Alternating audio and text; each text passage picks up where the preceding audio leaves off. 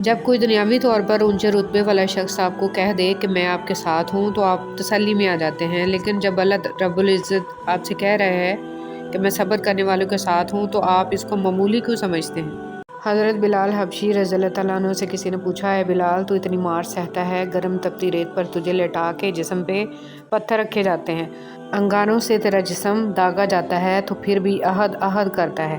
حضرت بلال رضی اللہ تعالیٰ عنہ نے فرمایا، جب تم مٹی کا پیالہ بھی خریدتے ہو نا تو اس کو بھی ٹھوک بجا کے چیک کرتے ہو کہ کچا ہے یا پکا۔ مجھے بھی میرا رب دیکھ رہا ہے کہ بلال اندر سے کچا ہے یا پکا۔ جب آپ کو ہر دوسرا شخص دشمن لگنے لگے، ایسی صورتحال میں اصل دشمن باہر نہیں آپ کے اندر ہوتا ہے، اور وہ ہے آپ کی منفی سوچ۔ حضرت علی رضی اللہ تعالیٰ عنہ نے فرمایا، تعجب ہے ان لوگوں پر جو نجات کا سبب اپنے پاس رکھنے کے باوجود بھی ہلاک ہو جائیں۔ پوچھا گیا وہ سبب کیا ہے؟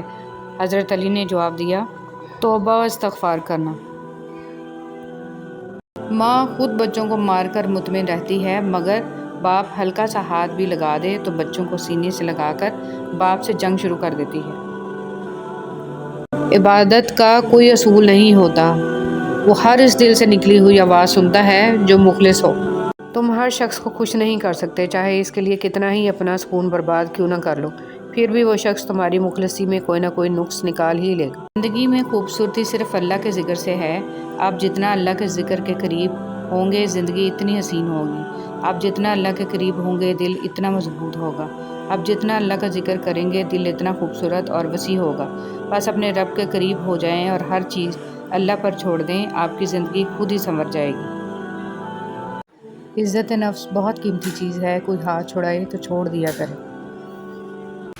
بسم اللہ الرحمن الرحیم۔ بعض اوقات آپ کو بیوقوف بننا پڑتا ہے، ان بیوقوفوں کو بیوقوف بنانے کے لیے جو سمجھتے ہیں وہ آپ کو بیوقوف بنا رہے ہیں۔ بسم اللہ الرحمن الرحیم۔ جب لوگ غصے میں ہوں تو ان کی بات غور سے سنا کرو، کیونکہ اصل حقیقت تب سامنے آتی ہے۔ حضرت